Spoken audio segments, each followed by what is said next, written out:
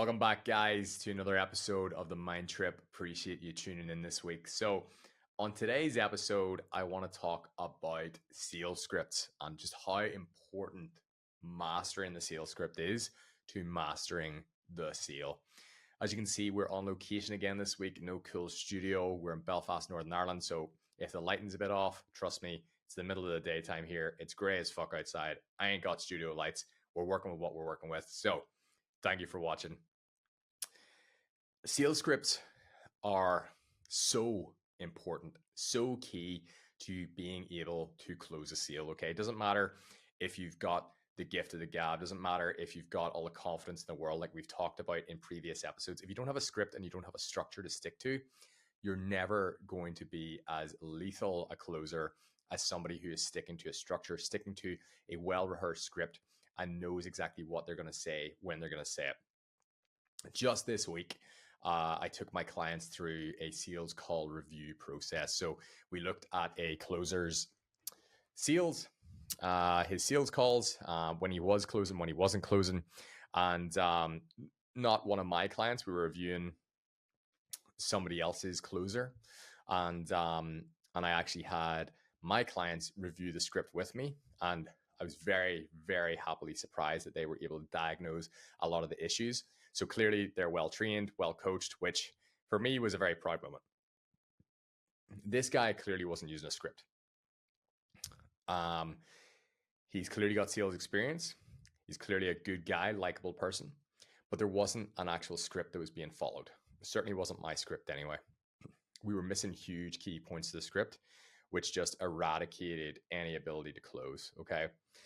One of the huge things that I noticed as part of that process was, because there was no script being followed, one call to another call, they were all different. Okay. There was all different things happening in the calls.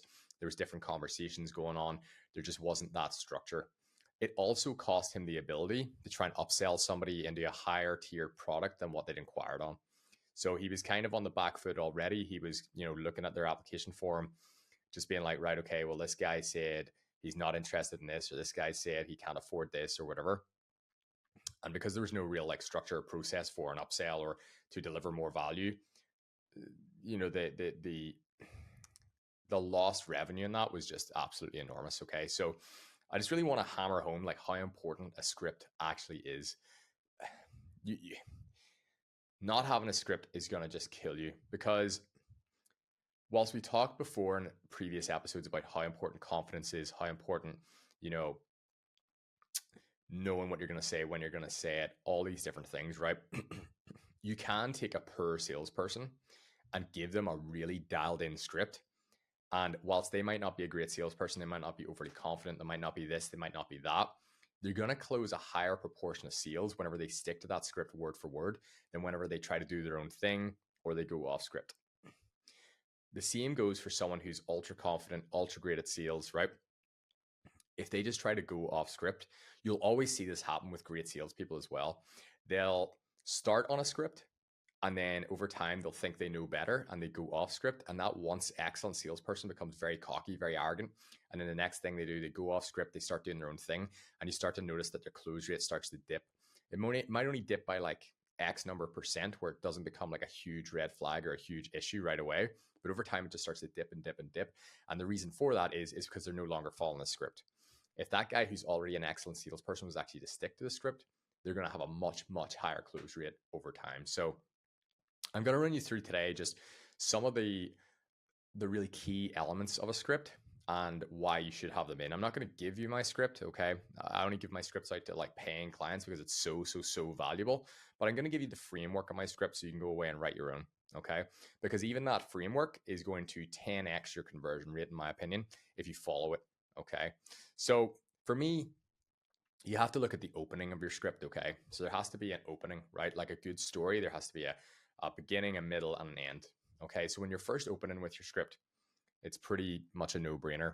You want to always open with rapport. So you want to build rapport first, right? Because you got to remember, this person doesn't really know you unless they're coming in for a renewal or something like that. But this person doesn't know you. Maybe they've been referred to you, but Even like, have you ever been referred to like a sales guy and you actually don't click with the guy because the guy thinks it's just an easy sale? He's like, oh, his friend sent him down, so he's definitely going to buy. The guy's cocky, he's arrogant, he's a fucking piece of shit. And you're like, I don't want to buy from this guy now. Right. So you've still got to invest time in rapport, even if it's been a referral. So we always want to start with light rapport. I don't feel like rapport should last more than 2 minutes max. Some people, spend 5 minutes in rapport, 10 minutes in rapport. One of the things I saw in that sales call review this past week was sometimes his rapport was really short, sometimes his rapport was really good, and then there's other times where he was actually allowing the prospect to just bully him on rapport. So he was just talking over him, telling him his life story, and he didn't know how to take back control of that call.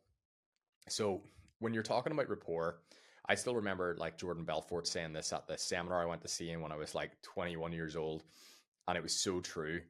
And it's like when you're talking about rapport, if the guy talks about, like let's say he's coming in to buy a car and he's like, oh, I'm in to get an A6 because I need a big boot because I play golf, right? That's a good opportunity to create rapport.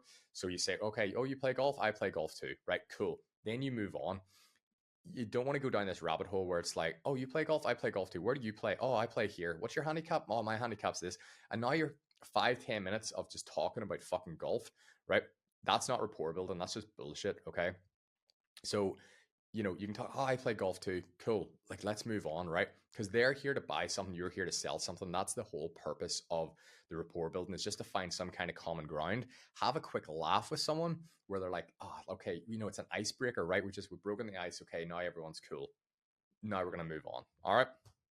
So that's part of your opening of the script, is just that quick bit of rapport building. Okay. Then what you want to do is get into the pre-qualification and agenda setting part of the call. Now, you can do whichever one you want. It doesn't really matter if you do pre-qual, then you do agenda, or you do agenda, then pre-qual. You can kind of blend the two of them together. It's totally fine. But you want to make sure you are doing agenda and pre-qual. And that's one of the things in the sales call reviews I did this week that I noticed was he wasn't doing either of that. It was just straight into the call, like straight into like goal setting and like, pain points and things like that. So you always want to set an agenda for the call. Why are they here today to see you? And, what are they going to get out of it? Okay. So you're going to set an agenda for the call. So this is what we're going to do today on the call. Okay. And this is why we're going to do it. This is why it's valuable for you to listen to me. Okay. So the what and the why, the what and the why, the what and the why. Okay. So now they're locked in. They're like, okay, yeah, I see this is being valuable. Then you're going to ask for permission to take control of the call. Okay. Or the sale, right? It's really important that they actually hand over permission of you to lead things. So it's like, is it okay if I have permission to lead us today? And whenever they say yes, right, now you're in control of the call, especially those people that like, they want to control it, and then you don't ask permission to control things, then they're going to keep controlling it and you're going to keep trying to wrangle control back. And that's when you end up with like somebody who's just, overpowering, and you just can't keep things tight and sufficient. And then what happens is you run out of time and they're like, oh, I only had an hour scheduled for this, so now I've got to go, and you don't have time to close. Okay. So that's really important. Agenda and taking control of the call. Then we want to go back to pre-qualification. Okay. Typically someone's going to fill out an application form or a Calendly form or something leading in before you actually take this sales call. All right. So they've either going to answer yes, no. If they answered no on something, maybe you cancel the call. Maybe you take the call forward anyway. You just want to reconfirm those details. You want to make sure that it is going to be a good fit for them, it's the right time for them, and that they can afford the service. Okay. Because there's no point in taking this call if they categorically cannot afford it. Okay. If they said on the application form they can afford it, typically what I do is, I just remind them of that. Okay. It says on the application form, it costs between X and Y per day. Just want to confirm that's still all affordable for you. Yeah, it's still affordable. Oh, well, I don't know. Right. You want to find that out ahead of time because you don't want to get to the close and then they're like, oh, I can't afford that. Right. You should have pre-qualified them. Okay. So it's as simple as that. So that's pretty much your open end of the script: rapport, agenda, and pre-qual. Okay. From there, we want to start to then shift into, and again, you can do it either way around: pain points first or goals first. Okay. There's an argument for doing one way and one the other. Honestly, it doesn't matter too much. I used to always do pain points first and then into goals. So like make them feel the pain, then make them feel what was possible in the future. More recently, I've been having my sales guys do goals first and then pain points, because it's almost like, let's, paint this pretty picture of where it is you can go and like what it is you want to achieve, and then let's bring them back down to reality. Okay. So you can try it both ways. Honestly, it doesn't matter. I don't think it's like, I don't think it's going to change your conversion rate. Like, it's not going to double your conversion rate if you do one instead of the other. I would try out both and see what you get a better reaction from, but both are valid. So let's talk pain points for a minute. We want to get into their pain points to understand why they should do something today. Okay, so you want to highlight their failure to do anything by themselves to this point, and highlight to them like, why is now a good time to do it? Why today? Okay, and there's a couple of cool questions you can ask in there. Why didn't you do it 6 months ago? Why are you only looking at it now, right?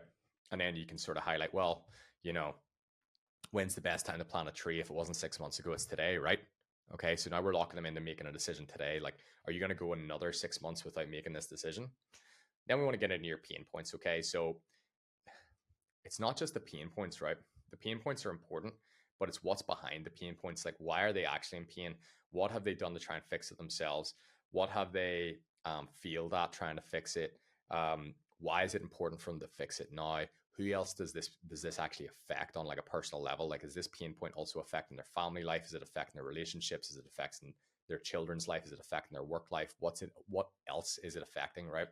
So I try to get like maybe 3 of those, and also highlight all those other things behind the pain as well. So that's super important.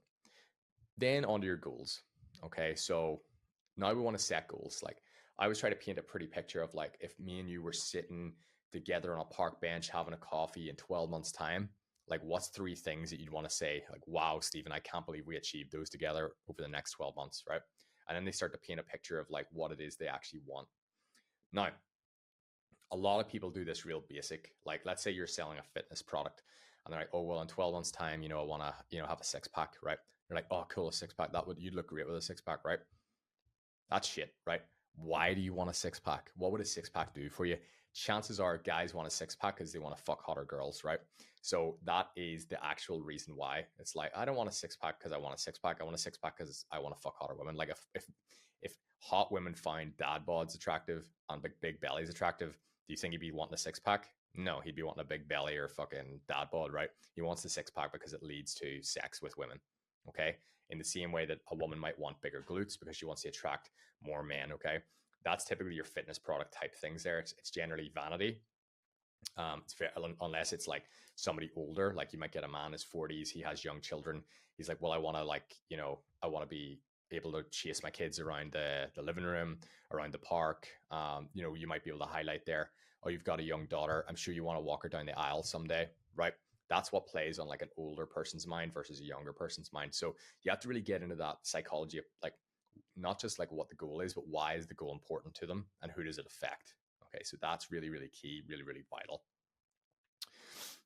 Once we've done your goals and your pain points, right? That's when we're kind of getting into your like value proposition. Okay, so we're starting to get into like the actual product and like how we can actually solve that problem for them.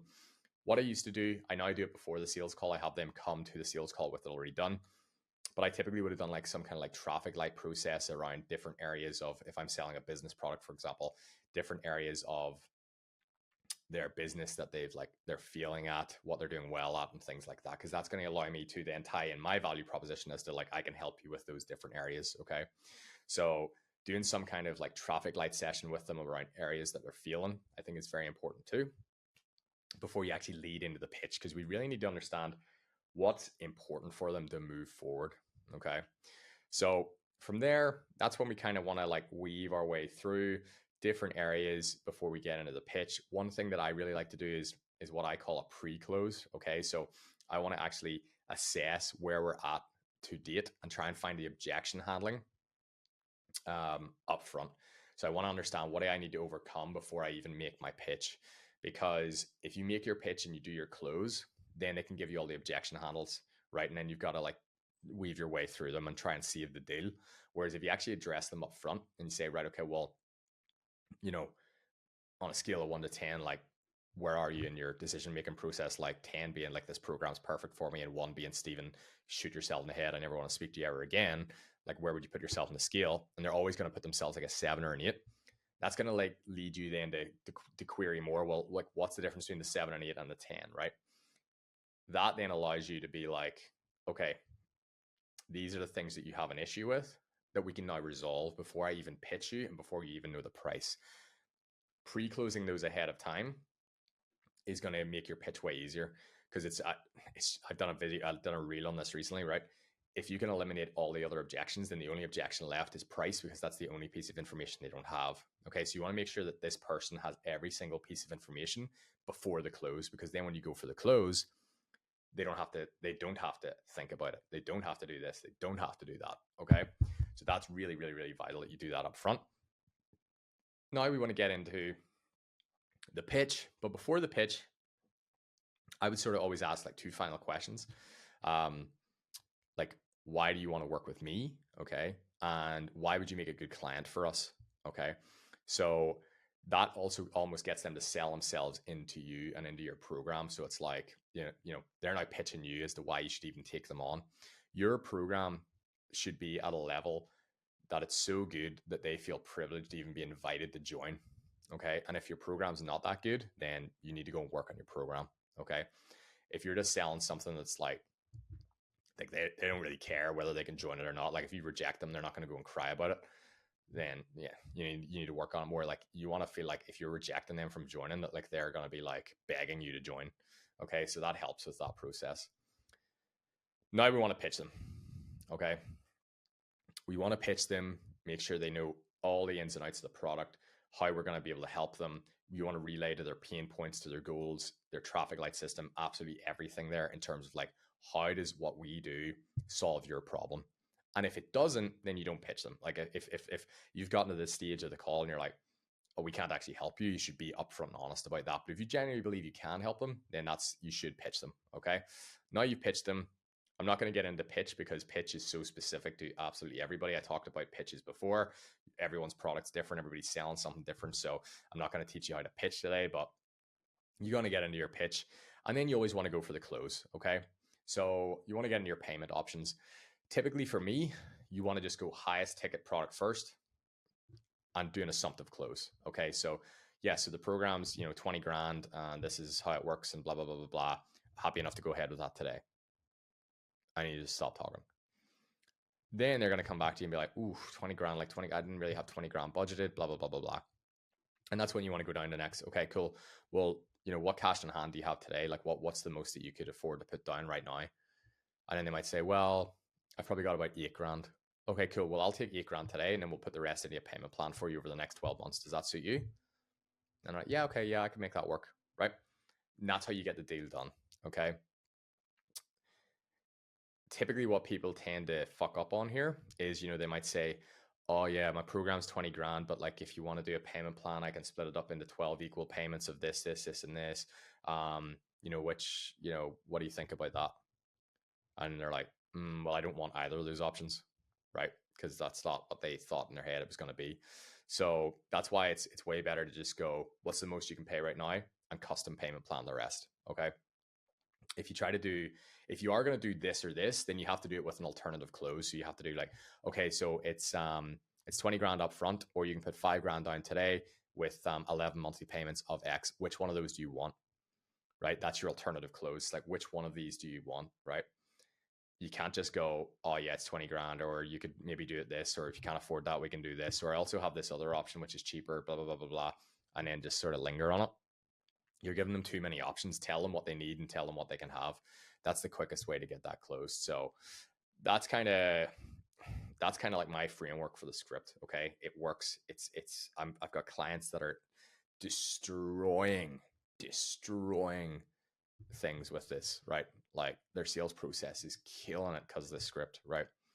This is the type of script that you need to build out, and this is the type of closing that you need to do.